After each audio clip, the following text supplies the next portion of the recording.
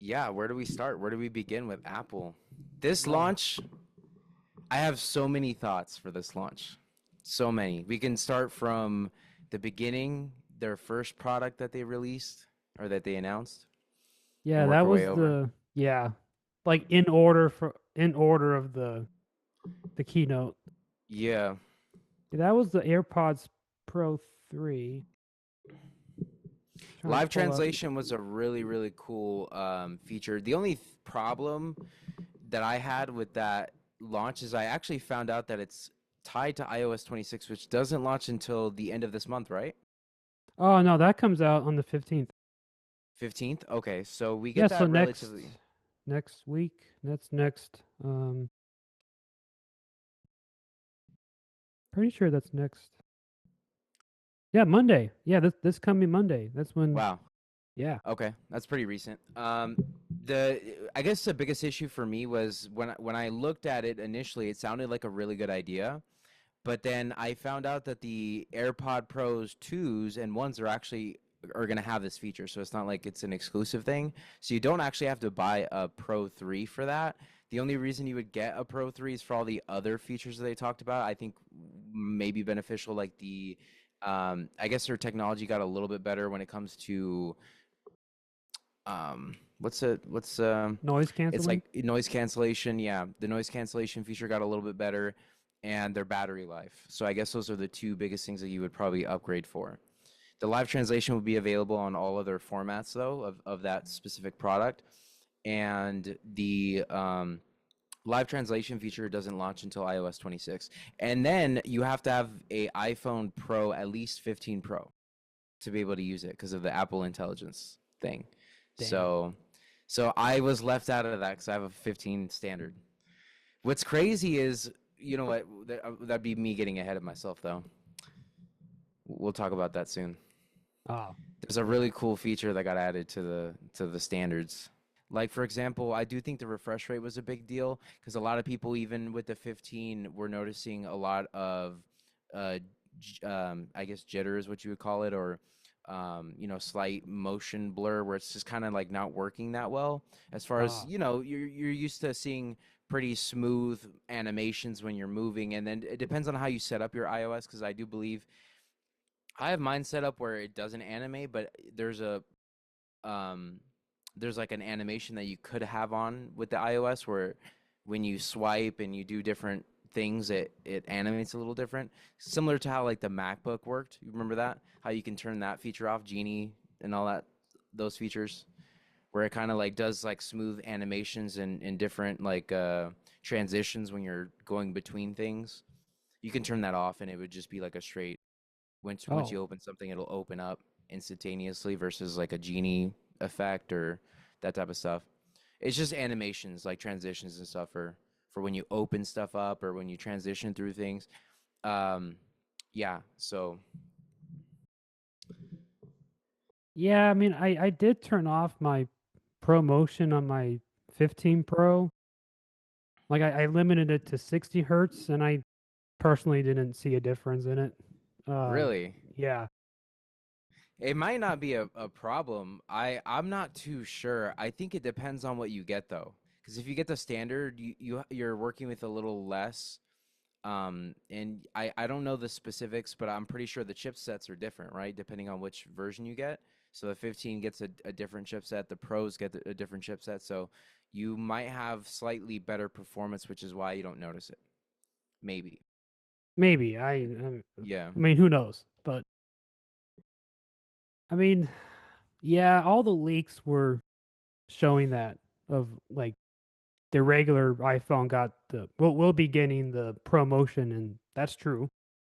Yeah, that was Which a is leak that big did come news. true. Yeah, which is Big news. It's you know huge. It's a big deal. I almost considered the base model, and then when the iPhone Air was announced, I'm like, okay, that's pretty cool, but with the titanium frame, yeah, I'm not sure about if it's going to overheat. So if we Um, talk about the three different iPhones, like you just mentioned, it's going to be the standard, it's going to be the Air, which is going to be similar to their Plus, in the sense that it's like their mid-tier model where they're trying to cater to like specific, like very niche people, right?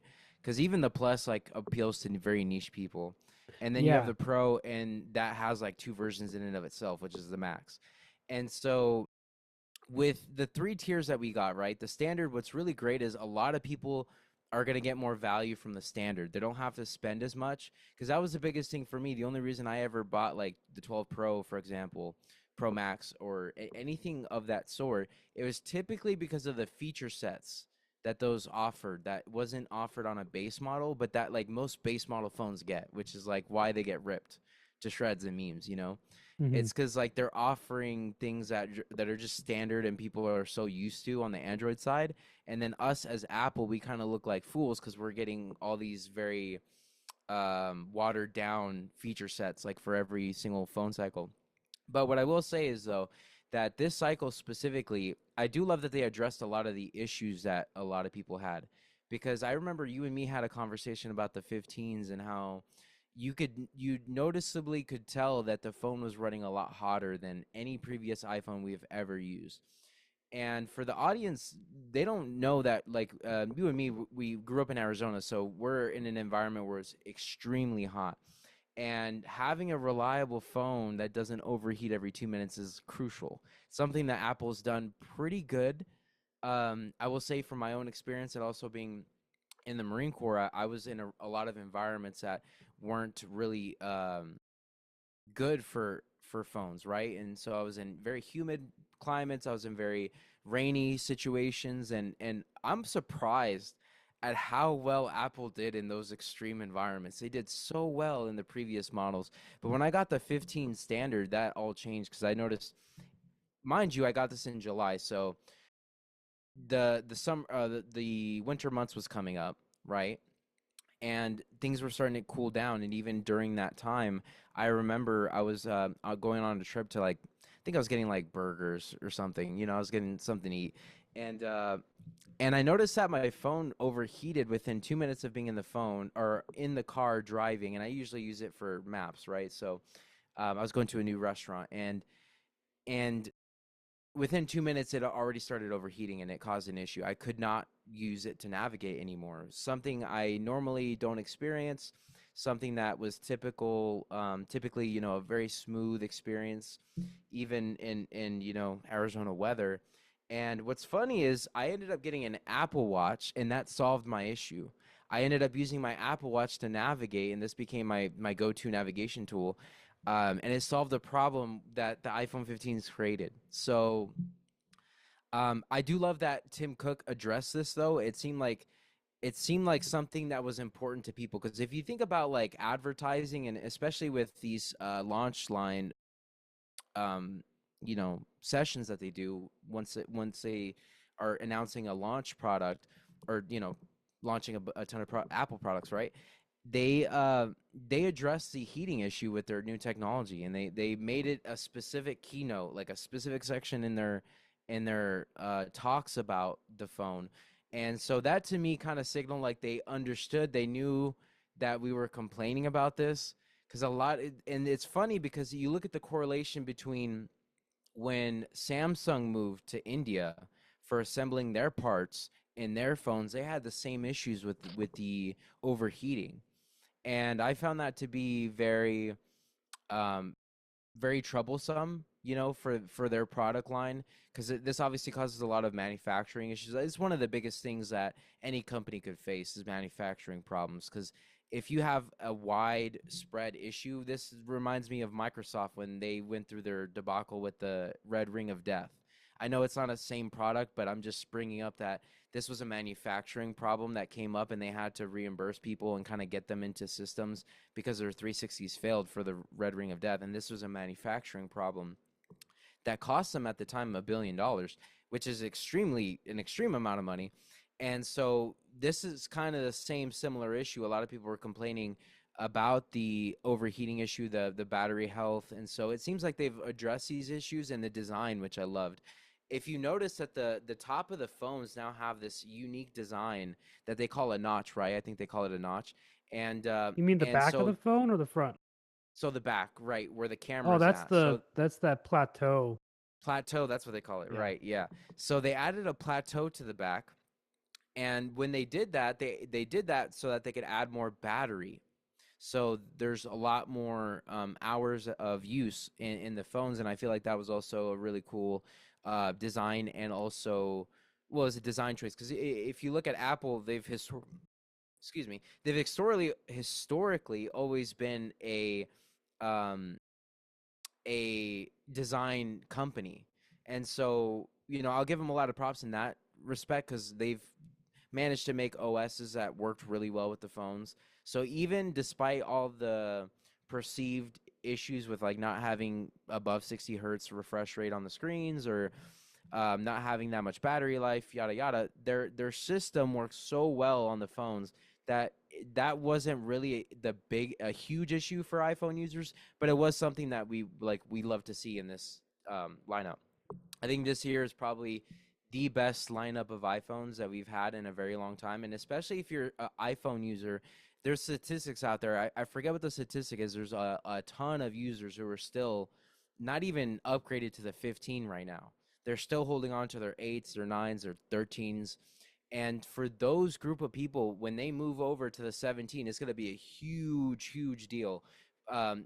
Given the feature sets that they're having, which is 120 hertz refresh rates on the standard, and the biggest thing is the storage as well. It's 256 standard. They're no longer doing 128 as the base model version that they're selling for the phones, which is a huge deal because these days, that doesn't really get you far. I'm gonna be honest. I have 256. That does not get me far. I have a ton of if you're like me and you have a ton of Apple TV downloads to do, and maybe you have your big music, fan like me as well, and you have a music library, that adds up quick with your apps. These days Instagram is a gig in and of itself.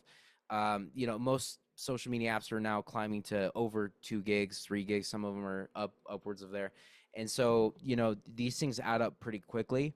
And so it's good to see that Apple's listening. They're making decisions on their products that make sense, I think, this year. Yeah. No, I think that with the storage going up this time, like the base storage going up, finally. I agree Right. with you on that. Now, I'm one of those weirdos that uh has a 1 terabyte iPhone right now. Whoa. Yeah. No, that's good. That's good because imagine how much, because you do a lot of traveling, and this goes to show that there's a demographic of people, right, who are constantly traveling, or for work or for business or for pleasure, and so and they need that storage because you could be in very beautiful countries. You're going to want to take memories with you, right? That's kind of the point of having Like a these very million fancy photos. cameras. Yeah. Yeah. And so you're going to need that space. You do editing in your phone too, so that takes up a lot of space. uh, Video editing is one of those things where very quickly you'll run out of memory, and so a terabyte's essential. And I love that they're adding even more than that. I think it's up to 2, right? It's 2 It, on the Max models. So the standard Pro, I believe, only goes up to 1 terabyte, but the Max, which I'm getting, is going to get up to 2 terabytes, Sweet. which is crazy. The thing about, And that's the base model, or what are let me the double check. Yeah, configurations yeah, on yeah. that? So the iPhone 17 Pro only goes up to 1 terabyte. Got you. But the Pro Max now it goes up to 2 terabytes, which is crazy to think a phone like this big can now Right, have up to 2 terabytes in it. I mean, right. that blows my mind. Like the very first iPhone I ever had was the 4S Plus, and that thing was Whoa. probably like that big.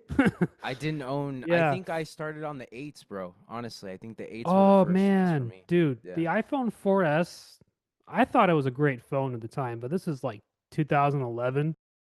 Wow. So that was That's my early. first iPhone. I never owned the original 3G iPhone. And when Apple announced the iPhone 5, when they took the 4 design and they just made it longer, Yeah. everyone was like, "Whoa, like this big screen now." But Big deal back then back then it because was a big deal, but now it's like this huge 6.9-inch screen is standard now. So I'm like, how did I even deal with a screen that small back then, but like that's all we had. I mean, and the True. storage, I can't remember what storage it was. Probably, I think the max was 128 at the Wow. time. Yeah, And apps weren't that big back then, so it wasn't a huge deal. Storage was kind of, in a league of its own then. These days, like I said, you'll have Instagram, you'll have all these social media apps, and each are about a gig now. So they've been climbing, and then you got to account for updates, so it'll just get bigger. Um, oh One thing yeah, I want to updates say though, recently have been big, like with new new iOS releases, especially with iOS 26. I think just by an estimated guess, it'll probably be around 12, 14 gigabytes for the iOS 26. it's not Just bad. what they're releasing. The initial release will probably be that big, and then they'll probably Do get you know what the smaller. feature sets for the 26 are? I Yeah, haven't gone through there's everything. I know live translation is going to be a big one, especially for people like me who are going to traveling. I'm going to Japan soon on the 21st, and so so that jealous, was one of those. I know. dude. You got I to I eat all the was food for me. You got to take all those pictures, and never miss a yeah, Japan edit. I'm gonna have a montage, and it's gonna be awesome. But yeah, no, the food's amazing. What I've been seeing on TikTok related to the food is the pancakes, those little. And what I love about Japan specifically is when they make bread stuff, it is very soft and it looks very fluffy like that. You know how American Western society sometimes we burn our bread a little too rough sometimes with certain places. That's why I don't like donuts. I yeah, like very like fresh, soft stuff. But anyways, the feature sets, the biggest one's gonna be the live translation. People like me going to Japan, I don't speak the language, so that would have been a really really cool feature to utilize. The problem specifically with me is that I have the iPhone 15 standard, and so that won't be launched on the standard versions, and anything pretty much before 15 will not be receiving the live translation features. I think, right? I think that's only going to Apple Intelligence iPhones. So that would be the 15 Pros, at least minimum, yeah. I mean, given that's a new there's thing. there's that, and then there's visual intelligence where you can. It's like what Google has with that, where you can Visual intelligence? yeah, I don't think I've visual. seen it. Yeah, they have that now. Um, trying to So think what does what else. visual intelligence do? Is it like meant to help you on the home Oh yeah, screens? yeah. So what you do is that you you take like a screenshot of something that you see in a photo, and you're like, what Uh, is that object, or what oh, style of clothing is that? So you take the screenshot and then you oh, that's hold the cool. Siri button, or you do something. It's hard to tell with the animation on the So website, but then you're you saying that hold it can what? catch products, it can Yeah, catch specific, like maybe you're just asking what type of clothing this is or yeah. stuff like that. Then That's it brings up a Safari web page about that product. I mean, they've had that for a while. Um, true, but I think you would have to go on their website specifically and do that. This is what Apple's doing specifically with some of these features is they're streamlining lining it. So some people might be saying, well, what's the point? We've already had all this stuff. And this is to give Apple credit, even though, I give them a lot of critique. They like to streamline things. That's what makes Apple pretty unique in the sense that once you get an iPhone, everything is there. It's available to you. You don't have to download third-party apps to do all these types of things. Google has Translate, or not Google. Sorry, I mean Apple has Translate. They have their Translate app, so you have Translate. You have access to even sketch stuff on the iPhone. You have access to Notes, which is important for a lot of people. They use that. I use that daily. I'm tracking all types of stuff, finances, and all types of things on that in the sense of budgeting, or maybe you're doing looking up recipes. I store recipes on there sometimes, so it's very important tool for a lot of people. A lot of things, and not to mention iCloud, which syncs everything. So makes things super simple for people whenever they're transitioning from phone to phone, or maybe they need to offload their phone for storage purposes, which I love about Apple specifically, is that if you get the 256 gigabytes, right? I know even for that model, a lot of people like me don't find that to be enough storage. But what's cool is you can upload all your original photos to the cloud and then delete all your photos, and then it'll be available for you to preview still without having to actually store it on the phone, which is such a great tool because you still have access to your photos, you still have access to your video. So if you want to upload something, you can, and you still have access to all that extra space on your phone, for your apps, for your daily things. And so in that sense, if you're working in that sort of configuration, 256 is actually perfect.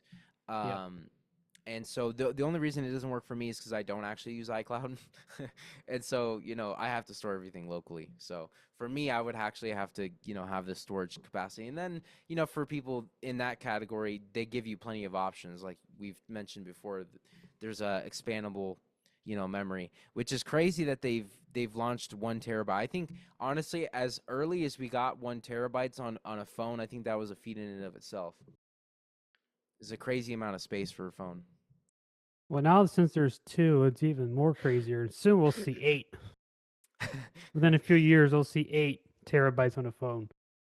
I But can only I'm gonna get the eight. I'm gonna get the 2 terabyte for the 17 Pro Max, just because I'm anticipating a lot more travel in the coming months and years.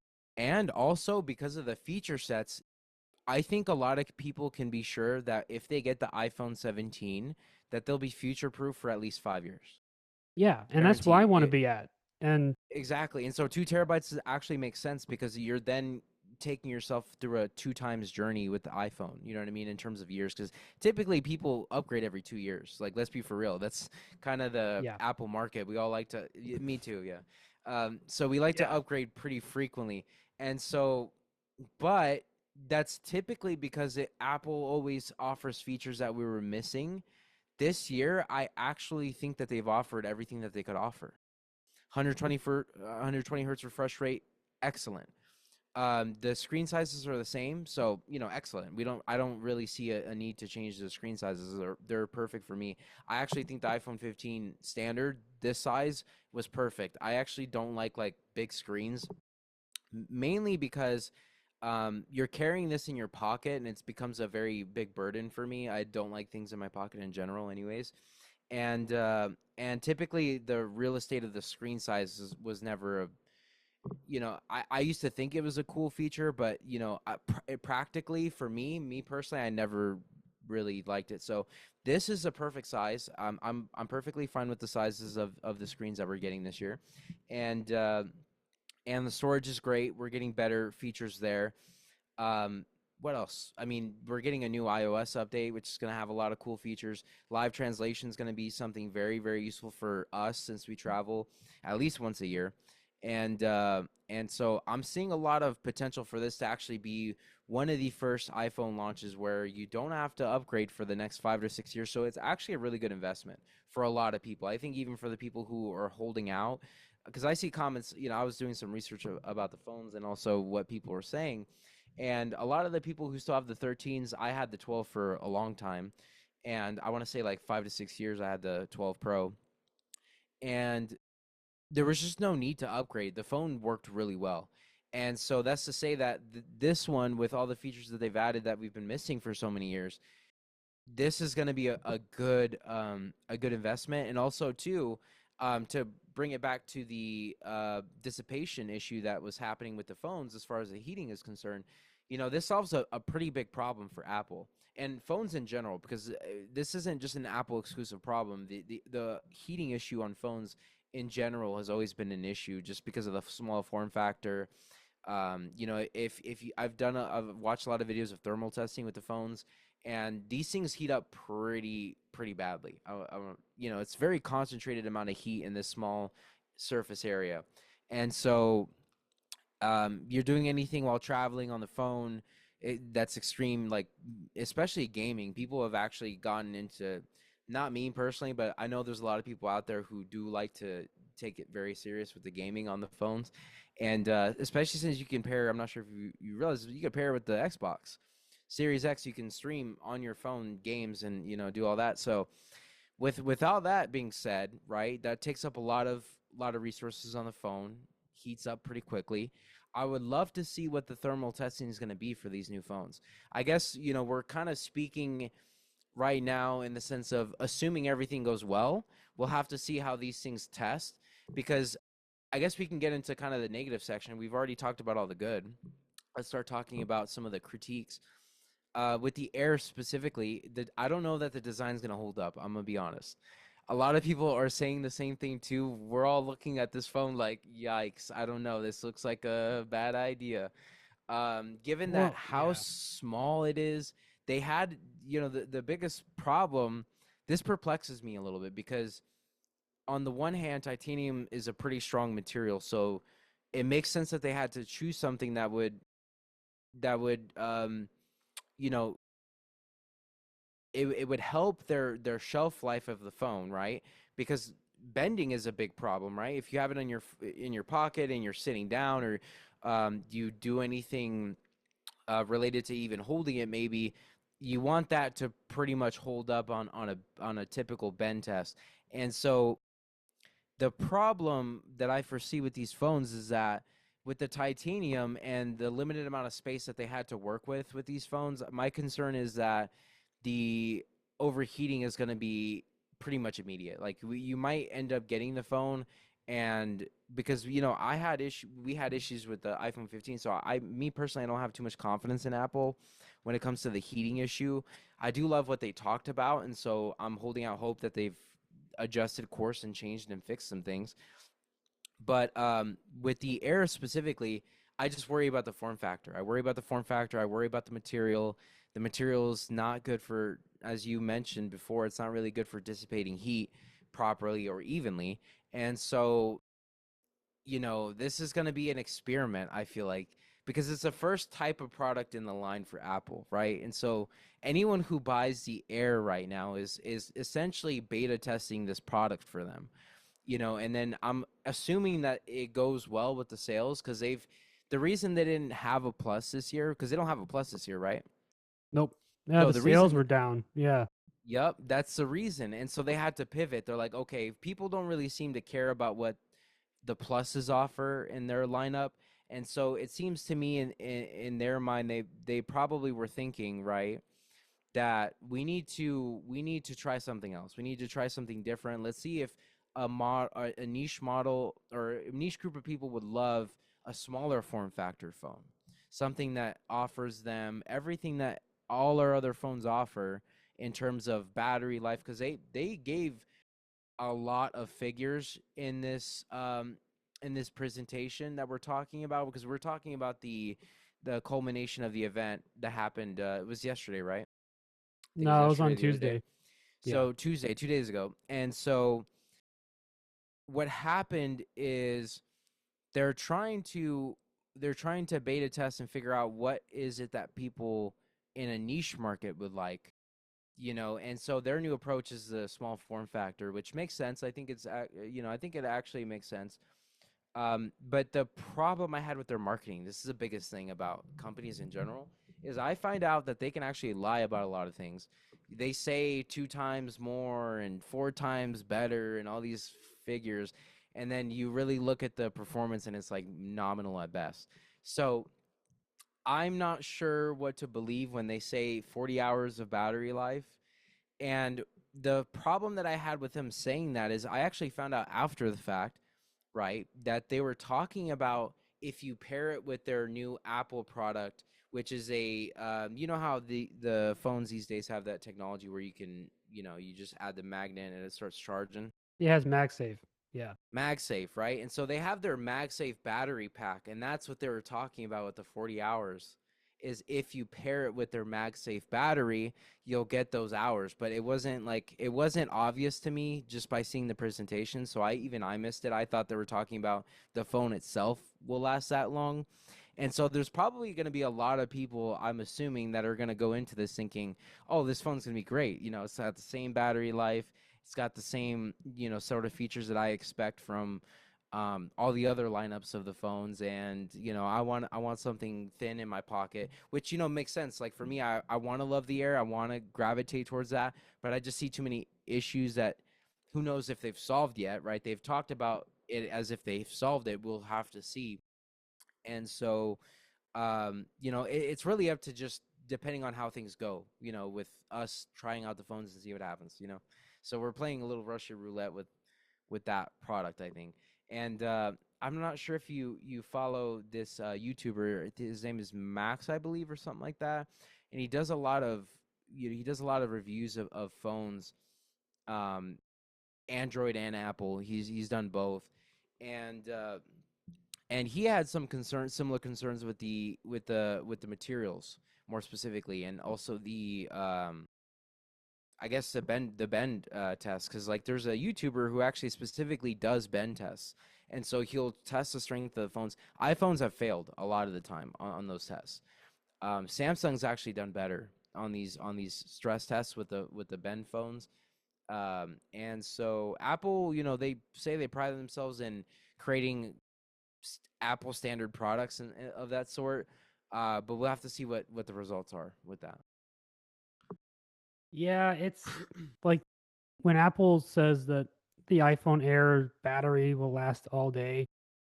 I'm like, well, whose day? Because everybody has a different Exactly.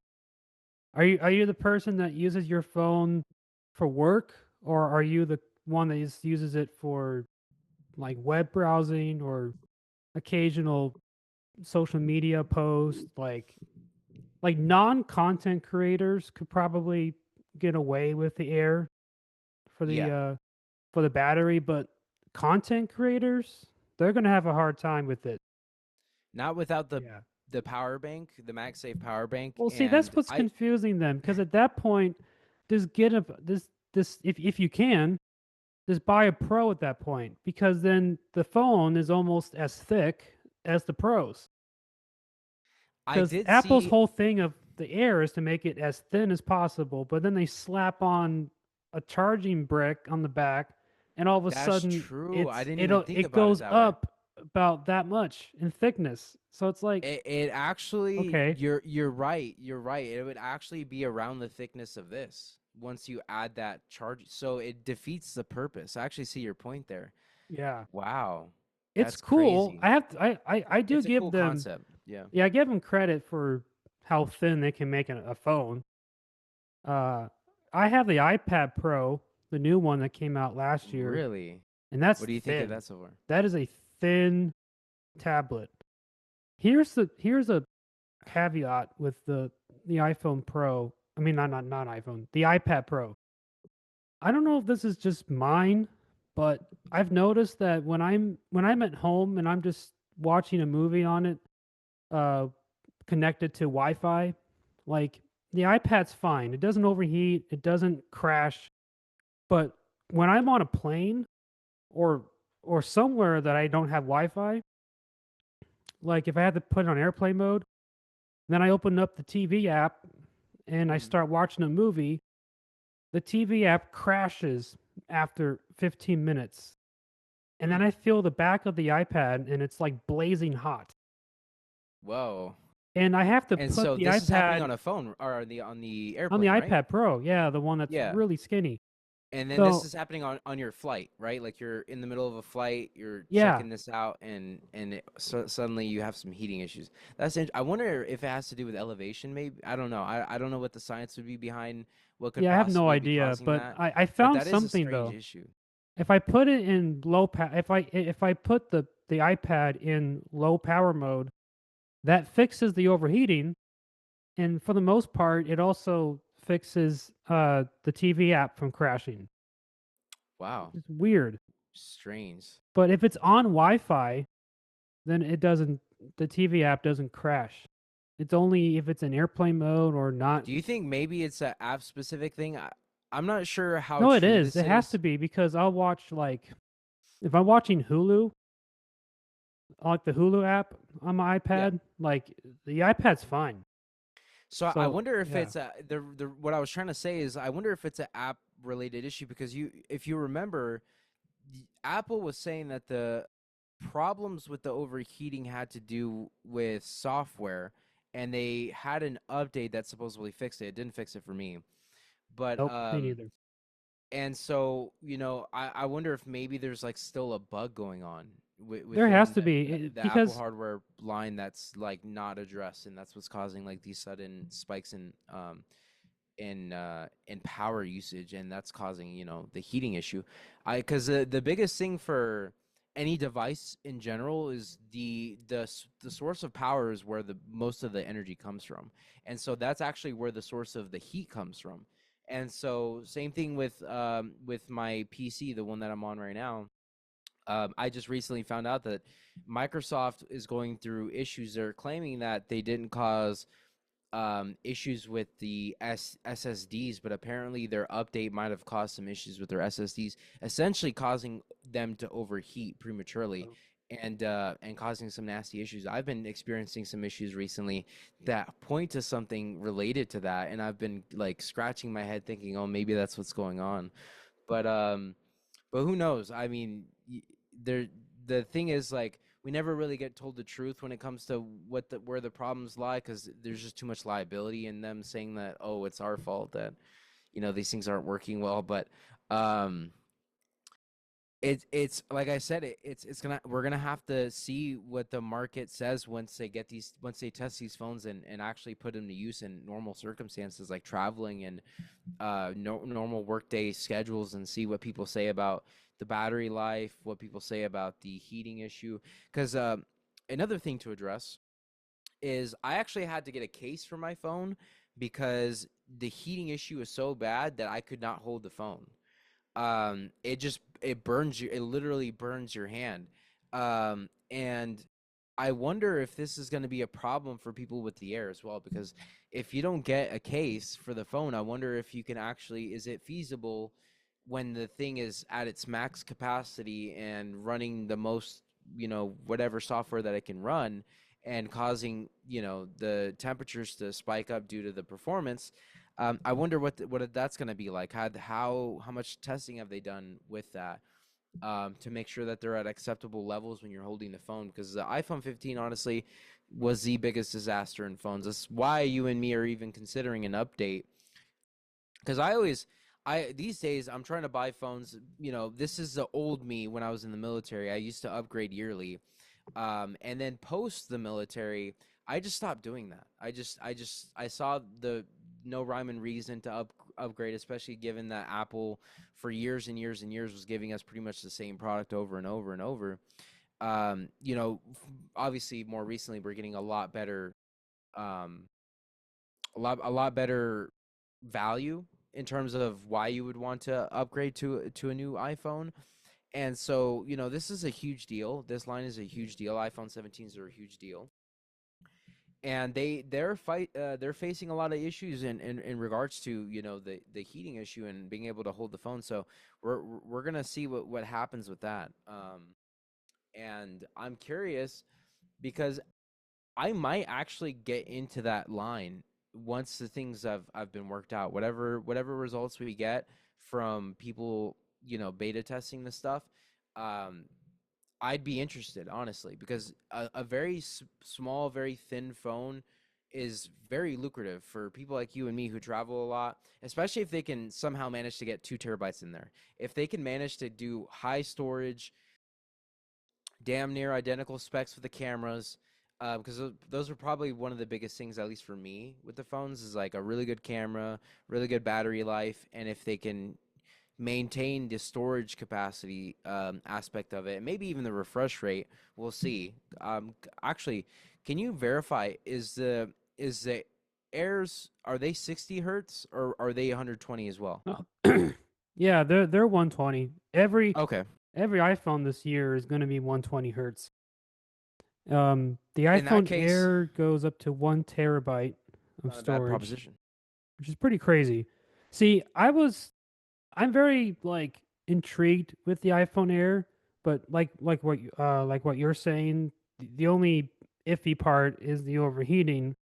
And when they announced it was made of titanium, that got me nervous. Of of like, okay, Immediately. I'm not gonna. Immediately. As soon as they said Oh, titanium, I was like, yikes. I like don't know. ooh, Because we just came, it's you and me specifically, we just came from a titanium. Well, we think it's a design issue that caused the heating to an extent. There might be some hardware issues, but I'm not sure because here's the thing Apple is still manufacturing, they're still assembling most of their parts in America and China.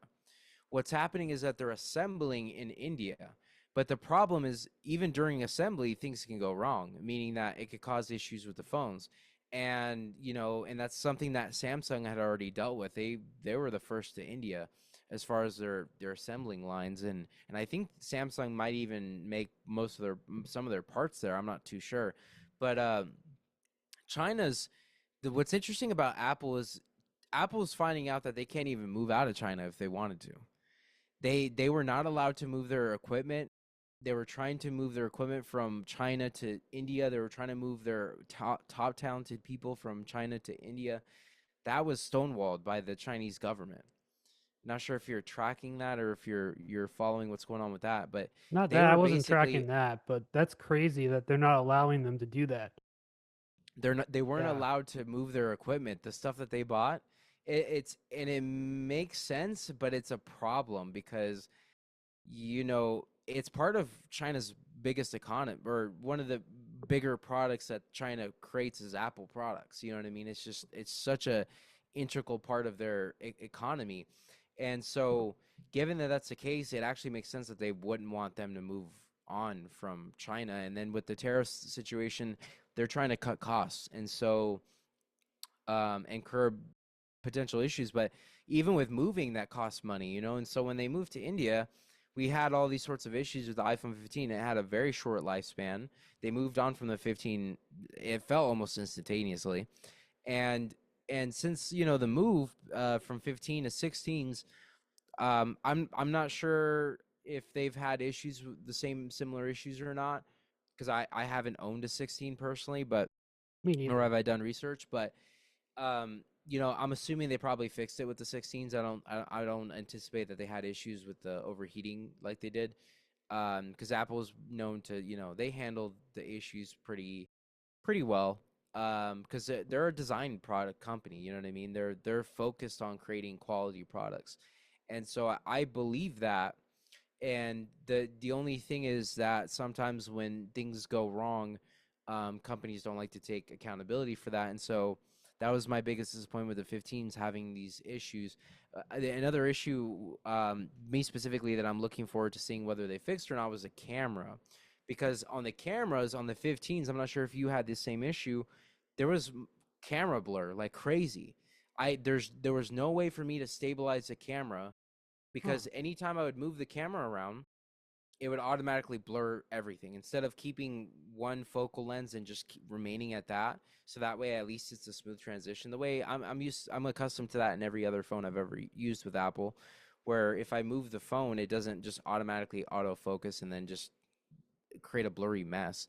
But when I was in Nevada, I have videos that I can show you later of camera blur where I was just walking and what I tried to do is I tried to focus the camera first, do a walk movement, and it was just up a slight incline, just getting the surrounding environment because it was a very beautiful area that I was trying to get a video of.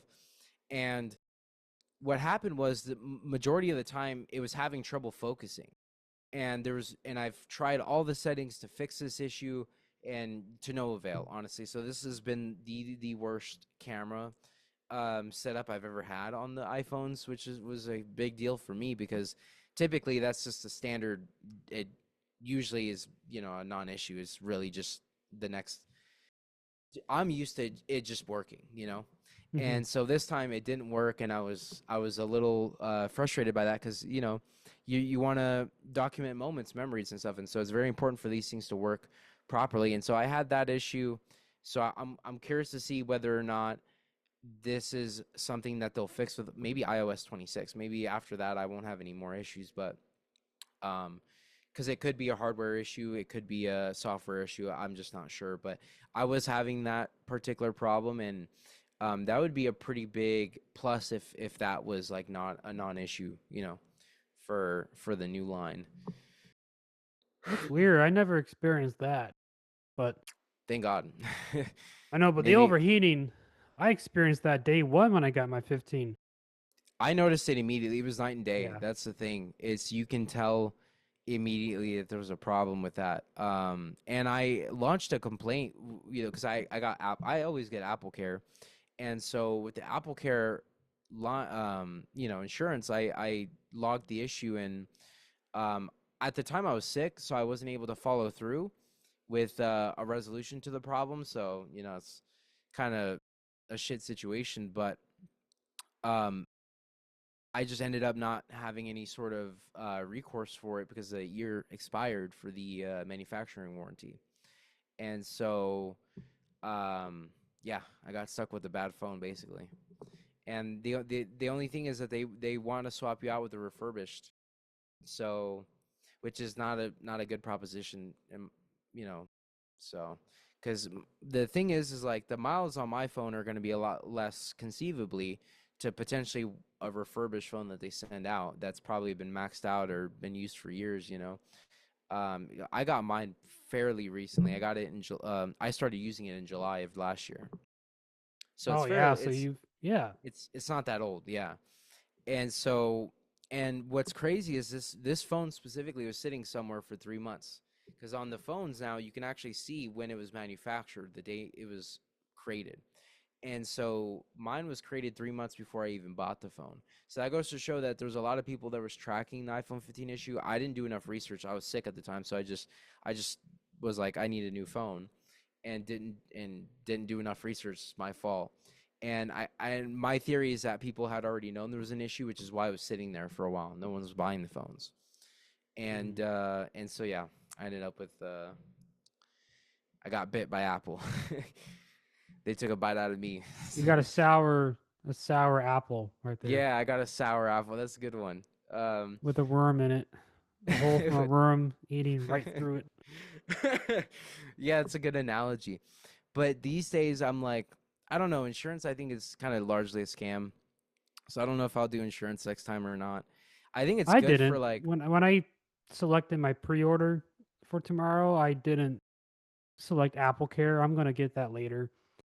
yeah, because you Yeah. can get it later. I think it's got a good use case if, like, let's say for example your phone breaks. I guess it's better than nothing if you can't Well, afford to like especially if the replace it. screen breaks, then that's the only But good.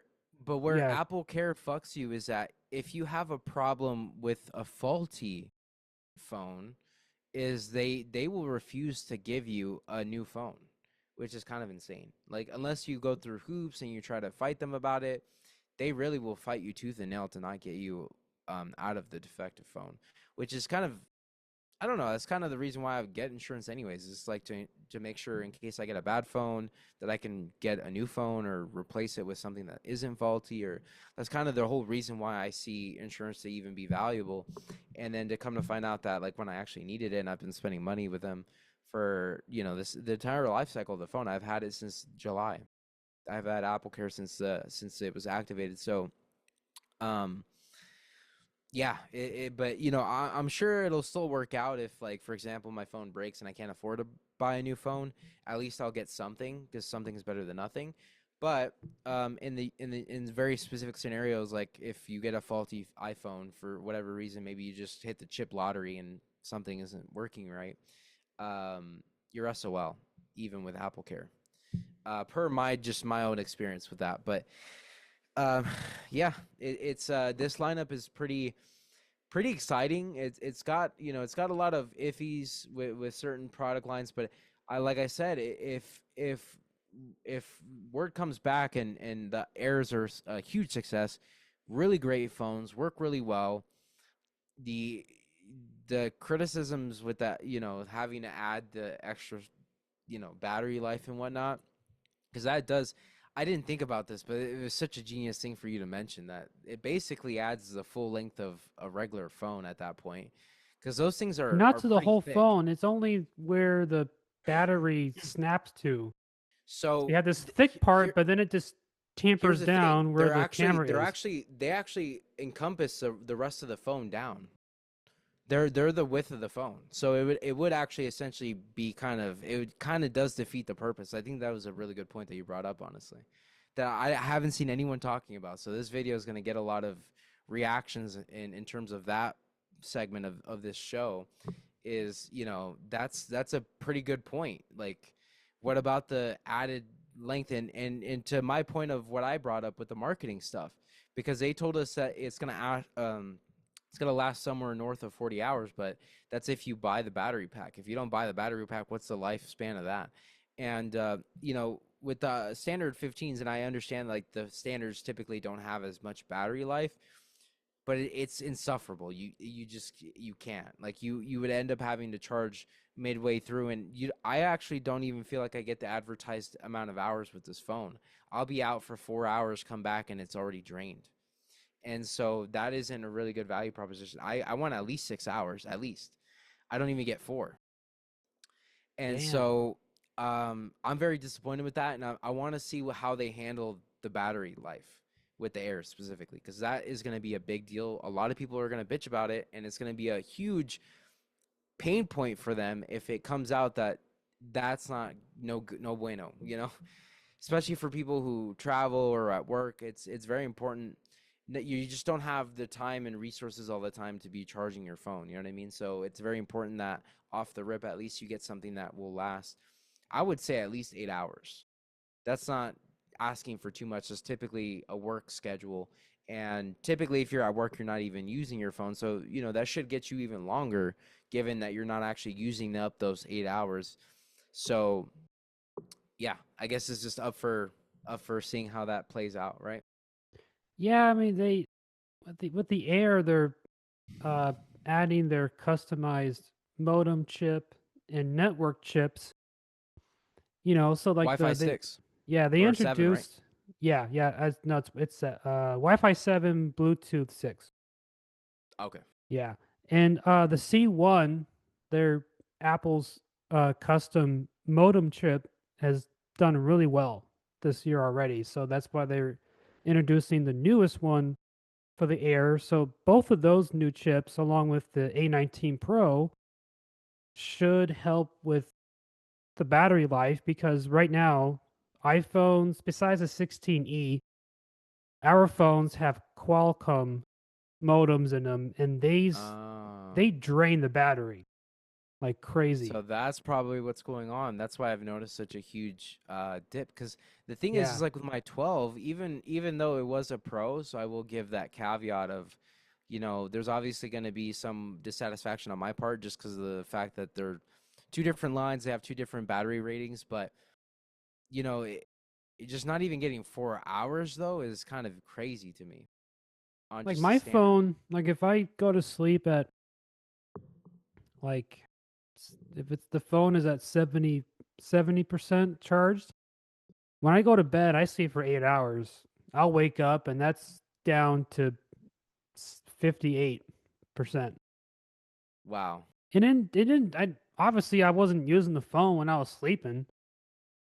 And it's on So it's it's just on sleep draining. mode, so It's that means I'm just not sitting. getting notifications, I'm not doing anything. It's just sitting there, also asleep because I don't use the always on display. So Yeah. and it drops 15% in battery just by sitting there overnight. What's your battery health at? Because mine I turned it on in July, right? And as of now, mine is at 85% max capacity already, which is Mine shows not, normal at max capacity is 89% for me. yours is way better. See, the problem is, because I looked this up on Google, if you Google it, it says that within 2 years, you should be at 80%. I'm at Hmm, 1 year and I'm already at 85. That's a little that's concerning not for good. me.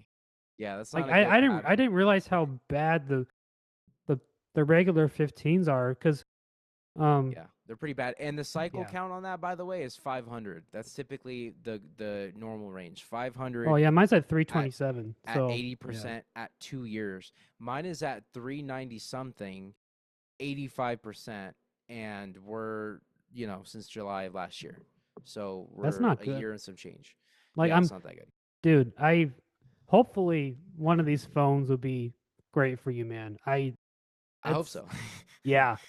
It's we'll have to I'm see. We'll have to I'm watch the excited though. guinea pigs with Even the though air and see what they're gonna say. exactly, and even though I've been kind of a negative Nancy towards like the second half of this podcast when it comes to the iPhones, I'm actually really excited for the new lineup. We're getting a lot of great features. What I'm excited about is a 120 hertz refresh rate because finally we'll have smooth animations. We'll have non-issues with like, especially if you're gaming on the phone. I think that's going to be a huge deal for a lot of people that they'll be able to get a little bit more frames. They'll be able to get a lot more usage for even just streaming, you know, what their favorite movies, I guess. So a lot of people like me, I like to buy my my stuff. So you know, that'd be a nice, you know, little add-on for watching movies and stuff.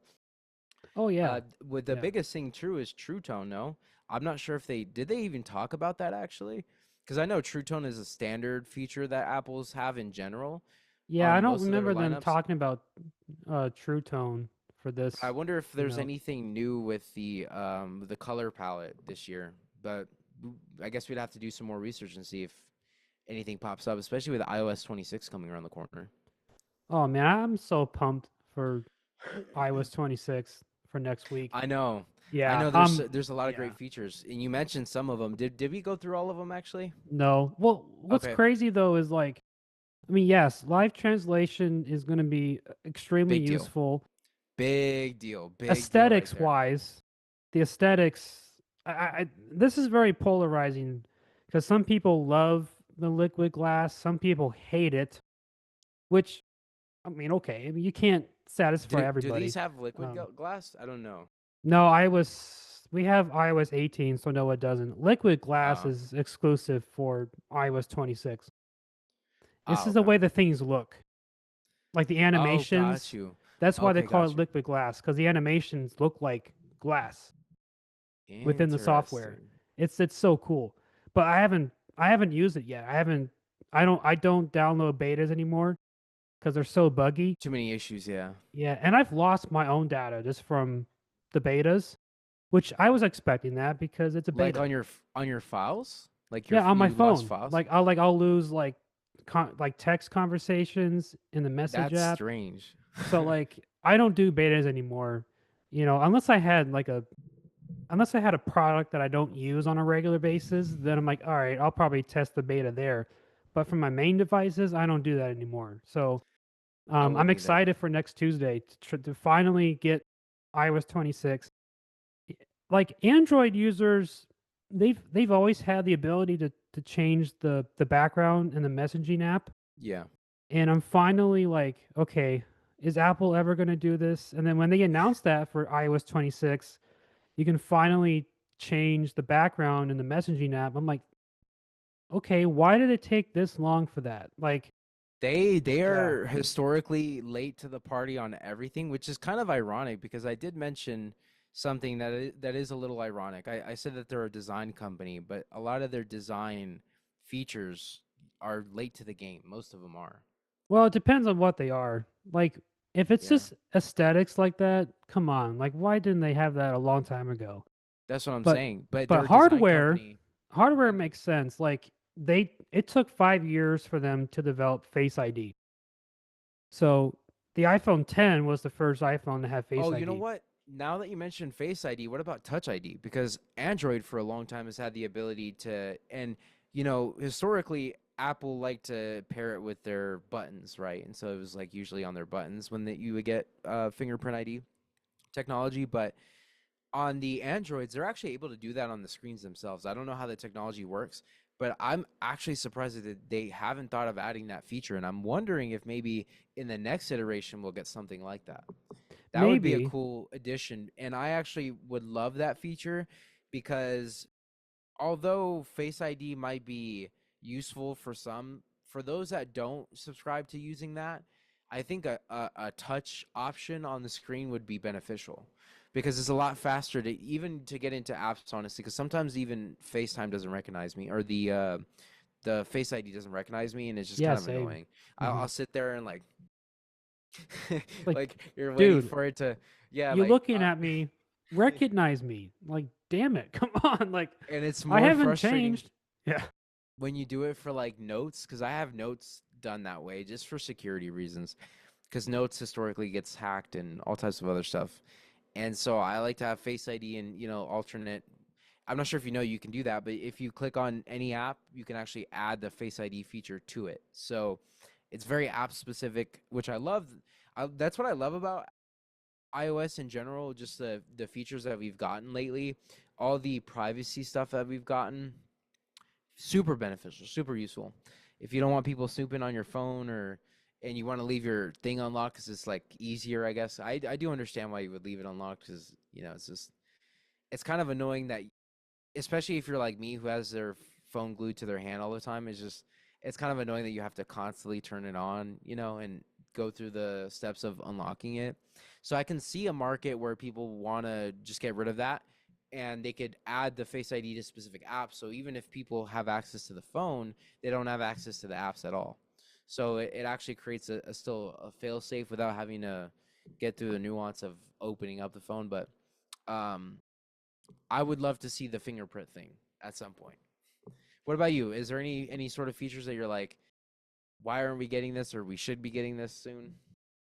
I mean, with fingerprint, like I know the iPad Airs have the Touch ID in the power button because I had an iPad Air for a while. So like that has no Face ID, but it has the Touch ID That's built actually in. crazy. On the power button, Yeah. I So didn't know like that. the same That's power wild. button on the iPhone for the iPad Air, that's where Touch ID is. So you just lay your finger across from it, and then it That's just opens that's a up. good idea actually. The problem Why that I why didn't had they? with Touch ID way back when with the home button is that if you just recently washed your hands and you really Uh, dry off your hands and then you touch the Touch ID, it doesn't recognize your finger, and it's like, what? My I finger's wonder. dry now. Like I don't know what. Yeah, Do you so think like did you clean off the fingerprint area? yeah. Yeah, I cleaned that And then off. I made sure my thumb was dry as hell, and like the phone still was like, I don't recognize your fingerprint. And it's like, bitch, what the fuck? Like so like that was my only thing about that. But I wouldn't I wouldn't mind if they brought Touch ID back, at least to the power button, That's along a with cool Face ID. idea. That's Here's a the thing. really, really cool, innovative Here's a idea. That's and that would set them apart because that's the biggest thing with Apple is they have to set themselves apart in a market where there's a lot of other products that have similar or even better features. They have to be innovative. That's actually what turned them around. If you look at the history of Apple, they were at a turning point where they were about to go to bankruptcy. I remember the story goes that Steve Jobs was sitting there with I believe it was the CEO, or I think it was the CEO, or maybe just someone in the tech or design department, and they were going, and that person specifically was about to turn in their resignation. They were about to quit, and he had just come back from Pixar and was reinstituted into the Apple ecosystem. In his mind, he was thinking, I don't feel like even trying with this company because I think they're gonna fail. And a lot of people who were around him at that time were able to testify to the fact that what his state of mind was during that time, and that's what they said. He thought Apple was gonna fail. What turned it around for them was the design. It was their design prowess. It was the fact that they launched something that was so different from everything else that set them apart in the marketplace, and that's exactly what keeps them ahead. And I would love to see that feature because that would be such a cool point for them, given that I've never seen that before. I didn't even know that was a thing, and I think that's like an impressive way of doing it. Given that like Android's impressive way of doing it, at least to me, was that it was just on the screen. You just click the screen and it would open up. And so, that's and given that most people are reaching for the power button anyways, what a genius way to do it, I think. I mean, sometimes I'll use the power button. Sometimes I'll just tap the screen down here to wake it up, and I'm like, Yeah. yeah, it'd be nice Sometimes to that's not have that there. successful though. Some No, and then sometimes it it's not, and I don't know if that's a software thing. Um, what I would like to see on the Macs, because I have a MacBook Pro, I have a MacBook Air. yeah. They both have Touch ID, which is great. So keep Touch ID. Face ID on a Mac would be nice because the Macs already have a Yeah, notch, that's and true. so I would That's love to true. see I'm Face ID surprised. too. I'm surprised that wasn't a feature already. Actually, now that I Yeah, think me, about it, yeah, same. But like, at because least they Face have ID has Touch been ID. I mean, so Touch ID I love on a Mac. Face ID has been the ecosystem since like at least 8, right, or 9. Face ID. Face ID, yeah. That came out in with the iPhone 10, so Oh, okay. 20 So 2017. Yeah, yeah, it's been a decent amount of time. Interesting. Well, what do you think? Do you think we covered everything? everything but the watches. But I Oh, don't right. see. The watches weren't that big of a deal. I what I did No. like though is the extended battery life, and they did add a couple features. Okay, actually, I'll take it back slightly. I think it's somewhat interesting because they're saying they're still waiting on the patent for this, and they're still waiting on I guess the trials to come back as far as the results of whether or not this feature actually works well. But they've added some health indicators to the app because like biggest thing for me is I actually bought this when I came out of the hospital.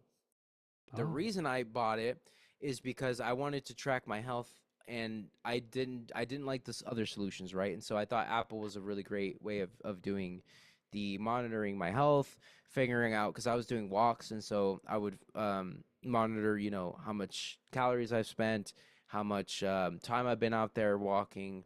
I would monitor my heart rate during those times just to kind of see where my baselines are. It's a very important indicator of health is your heart.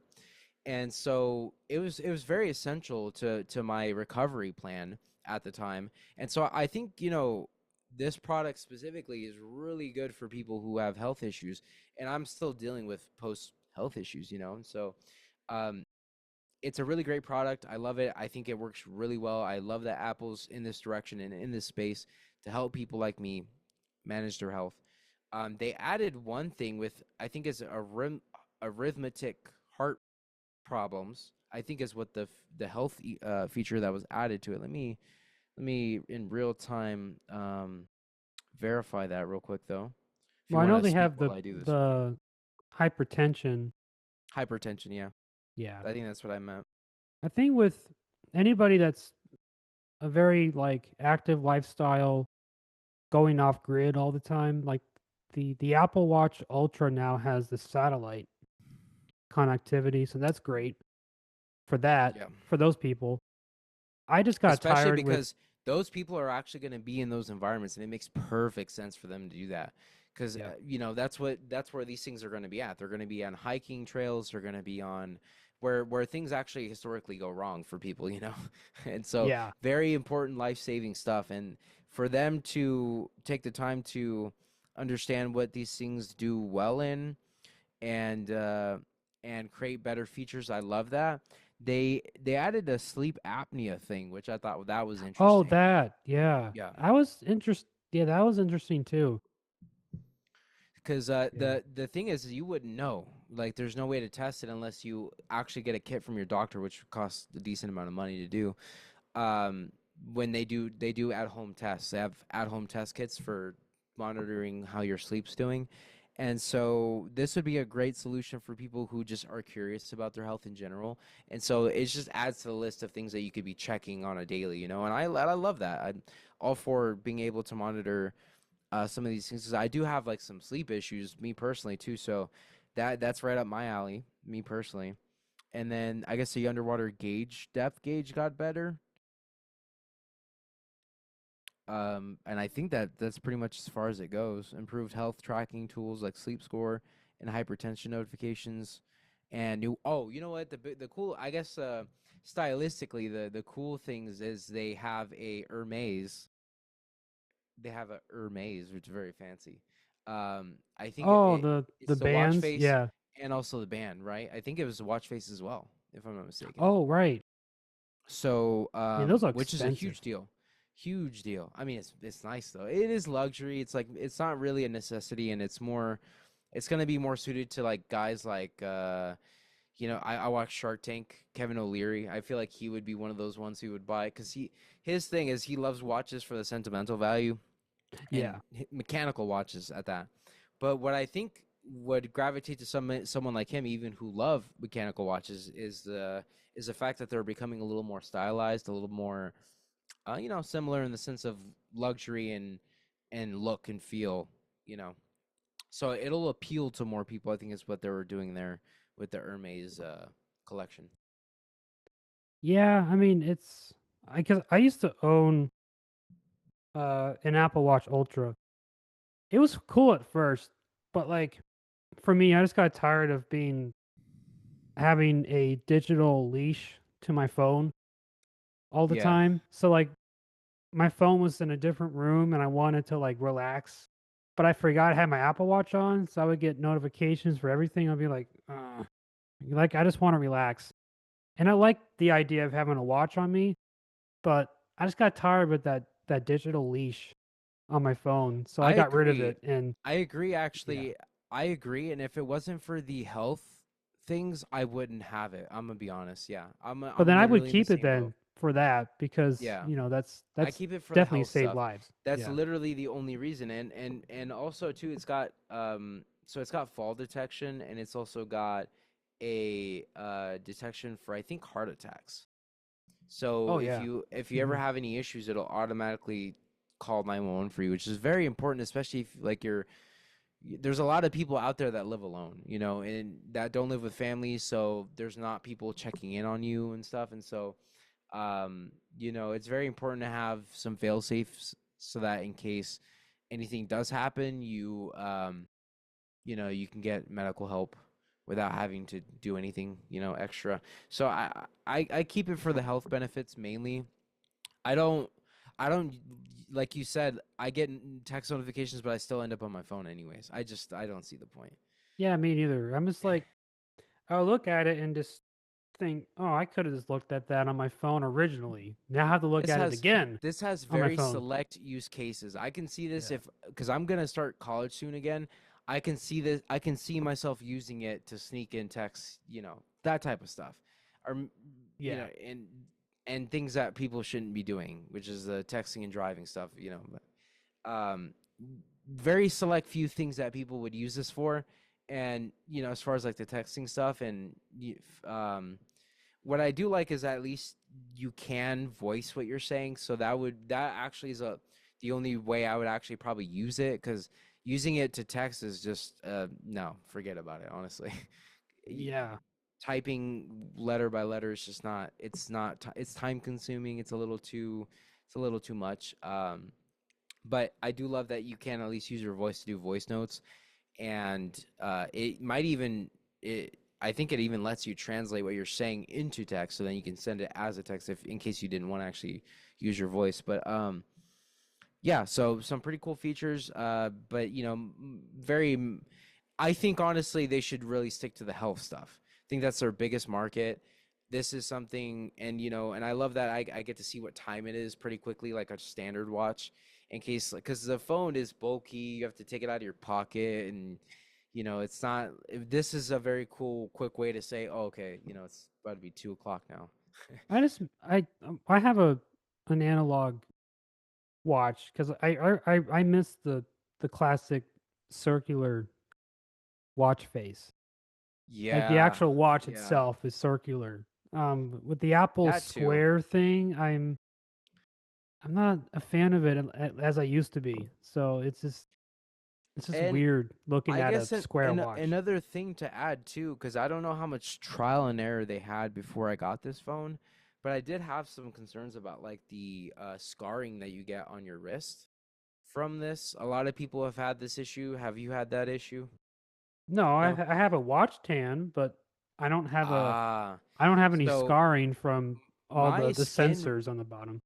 my skin reacts weirdly to it.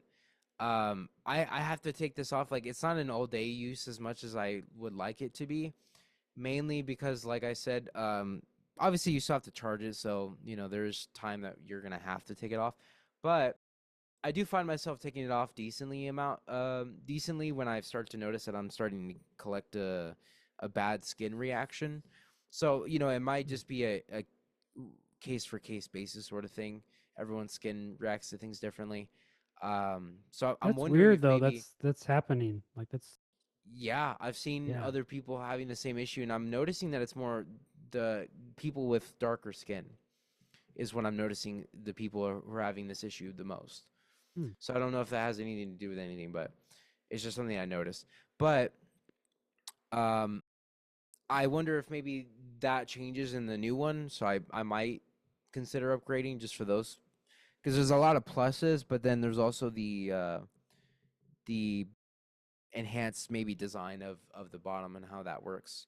Because this is where the sensors at. It's where all the heavy lifting is happening with the heart rate, and so I'm assuming they've improved some things on how it detects stuff, and it should be a safe assumption, assuming that well, given that they've actually added other things like sleep apnea, which would require a new level of understanding and reading data on this thing to be able to detect, how that's going. But yeah, I think that was pretty much it. It was the watches, it was the three new lineups, and it was the AirPod Pros. I'm surprised that there wasn't more. I was actually expecting more. I thought they were gonna maybe talk about headsets, but that didn't happen. No, So because they recently refreshed. Well, not refreshed. They just upgraded the revamped the. revamped the AirPods Max, the overhead ones, but all they did was just give it USB-C. They never Oh, updated the chip. really? Yeah, they never gave it the latest H2 chip. Wow. After It's 5 years, they didn't do that, or 4 years. It's like, I heard it wasn't worth it. I've nope. been I can't say that I haven't been tempted. Like I've been wanting to buy it because I love, my experience with the AirPod Pros was great. I love those things. They're amazing, especially for like what we're doing now. I would have, it would have been useful. But and they were useful. What happened to me is I accidentally washed them like an idiot. And Oh, I'd done that a couple times and nothing happened. They still worked. They're pretty wash safe to an extent, but what happened was that this time it actually broke. So had oh. it not broken, like actually physically broke, it probably would have been fine and survived like the other times that it did. But yeah, this time I actually done it in with that one. And so um, you know, these products were good. They have a strong case. The thing that they didn't talk about though is a lot of people were mentioning this too. Is my question as well with the Pro 3s. Did they improve the quality of the audio for calls Yeah, they on the never talked mics? about that. They never talked about the quality of the mics. They never talked about the quality of the sound too much. And I would love to see because they have the Dolby Atmos things, and I love the technology. Like I love music, so any way I can experience that in a different way or better, like as if I'm actually there in concert with them, that'd be awesome, right? But my concern is like, what's new, in that regard. Is it just a refresh? Are we looking at a refresh with a couple new features, which was the longer extended battery life? I think that's very important. Although the battery life I think was honestly acceptable to me even with the originals. And so Yeah, I can and get then 4 hours on the twos, and and they charge quickly. So you put them yeah, in there, I don't really have a need distract yourself for for 10-20 minutes, and you're good. unless I'm on a long flight. But even then, I like to pop them out and then just start reading a book and just let them charge. For the And comfort thing, really, yeah, because the in-ears to this date still have not nailed down the discomfort you get from having something in your ear. It just kind of, the fatigue is what I'm talking about. So either way, you're going to end up getting fatigued and want to take them off at some point. But um, there's a new design on that too, actually, now that I think about it. The in-ear, the yeah, way they're that much smaller, the so comfort they is. fit better. So Yeah, they seemingly have done somewhat of a overhaul in the design and redesign of like how it fits in your ear. So I'm curious to see how more comfortable that is, given that now you're using it for longer periods of time, given that you have more usage. So that remains to be seen. We'll see. yeah, if that's better, then I'll probably upgrade because right now my left one will slowly start popping out after a while, which Yes, is weird. It's that was the not my most right annoying one's thing. fine, but the left one will just start popping out slowly over And not like even 2 hours. changing the tips of them did fixed it for me either. Nope. I still oftentimes would have that issue where it would just start slowly popping out. And so, yeah, I mean, we'll see how the new one fits. Because the thing is we've had in ears for a while now. Like that technology has already been, musicians are constantly using that, and those I think those work better than any in ears we've ever gotten. It's mainly because of due to the fact that it's got that um, extended design where it's coming down out of your ear instead of just the in ears are designed to actually be just sit in your ear, you know what I mean, Yeah. as opposed to these. I'm actually surprised that they haven't messed with that with the technology that we have now with the in ears where it's literally smooth to your ear, so it's not something sticking out of your, and those seem to be more comfortable. A lot of people seem to like those better. So I'm curious to see whether in future there'll be a design evolution where eventually we'll get to the point where we'll have all the same features in a smaller form factor like that. Yeah, I think those might be custom fit because Possibly. shape, everybody's ear shape is different just because of the sizes. True. So I don't know. So that those could be custom made. So that might be difficult to sell that on a. They Yeah. do universal ones though these days. Oh, do they? Because Yeah. oh, well then, yeah. Like why There not? so it might be possible. It might. I could be wrong. But it might be possible. We'll see. I would love to see it though. Maybe there's some sort of way where they can, where the numbers still make sense and they can custom make something that way. That'd be cool one Because day. yeah, I think because I would love to see an improvement because the comfort thing is always what gets me. That's why I think a lot of people still like headsets better. Although headsets have their own caveats too, because then your ears get hot. Well, So that and the AirPods Max for me, they got too really bulky. heavy Yeah, too and bulky and heavy. yeah. So that's They why I seem sold mine they because I'm don't like I seem can't use comfortable. these. Well, and I Yeah, like since I travel a lot, the AirPods Pros are so compact. You can just slide this in your pocket or they your fit in your backpack. pocket, in your bag. Yeah, Yeah, they're just so travel friendly as opposed to this big bulky thing that weighs X amount and you have to put it in a backpack or something. I do admit though the AirPods Max, the sound is amazing. So I'll give them that. The sound is incredible. I just for traveling they're too bulky for me and they hurt my head over time. See, that was what I was curious about was the sound quality. That's kind of what I was alluding to earlier, where I was just kind of the only reason I was even curious about the headsets on more than one occasion is like I love quality listening experiences. For example, I'll show you how dedicated I am to this. Right here is a Neumann 50. Let me see. I'm gonna have to see it's on here actually because I kind of forget the name.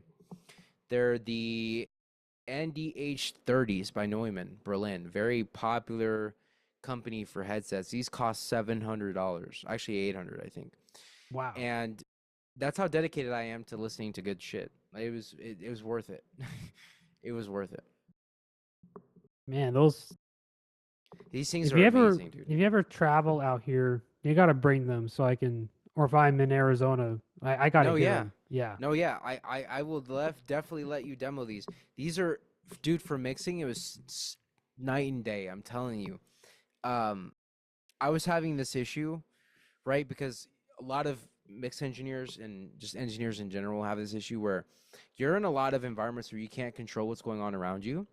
And so speakers oftentimes are not an option, whether it's because there's other noise drowning out your noise or there's it's just not feasible or it's you're in an environment.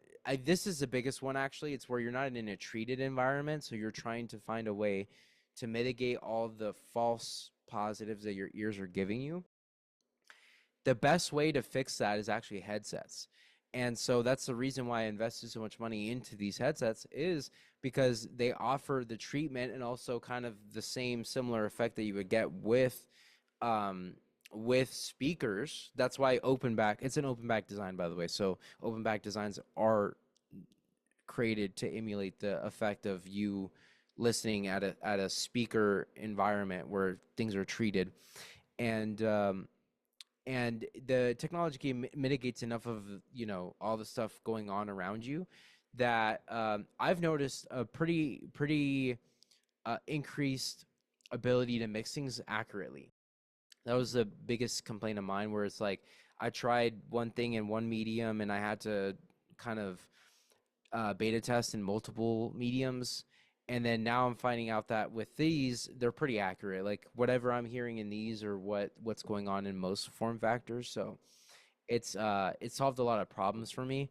And so that's kind of like my curiosity with the headsets, is just being able to see how well they do in regards to into in regards to, yeah, just like your experience with listening to audio, music, movies. Did you ever get to test it out with movies? I'm kind of curious how that went. No? No, just the music. And it It was good, sounded right? pretty Music was amazing, good. but like I don't know. Did This they have Dolby technology at all? I know it probably not much, but did that they I don't try at remember least? if they do. Yeah, I haven't used them in so long, so I don't know. I don't remember. You'll have to do some Got you. research on that. Yeah. Well, um, I think that's it. I think we Yeah. covered everything. I hope you guys enjoyed our discussion on the what are they calling this event? This entire time I was struggling to figure out what they call it. Just their keynote, I guess. Apple's keynote Yeah, for their keynote 2025. what are they Let us know in the comments what you think. Apple gives like a name every year for their events. Um but yeah, it's just this is like a keynote. Um So yeah, I mean, exciting 2025 launch of Apple products. I'm very keen to find out what the results are going to be. Especially, like, I know a lot of you guys probably have a couple favorite YouTubers similar to me. I forget the name, but there's one that does a stress test for the phone, so I'm excited to see what that's going to look like. And then, especially for the Air specifically, because that one's going to be, it's going to have to last. Like it's just it's gonna be. I'm curious, but and then the other thing is just in general what people say about overall, and you too, because you're gonna get it. So we should actually reconvene and maybe talk about some of the things you like or don't like, well, and yeah, kind of cuz I'm talk going to about that. order my new one tomorrow. So but yeah, let us know in the comments if you're upgrading or just staying with your current phone. And yeah, thanks for listening. And I think we've been talking for over an hour at I least. think so. I think so. Yeah, And thank you so much, Will, good for inviting discussion. me on your show. Yeah, of course. Love Thanks the for coming. format. This was fun. Let's do it again. Something else. Yeah, I'll let you know. All right. Yeah, Catch you. catch you, Thanks, dude. guys.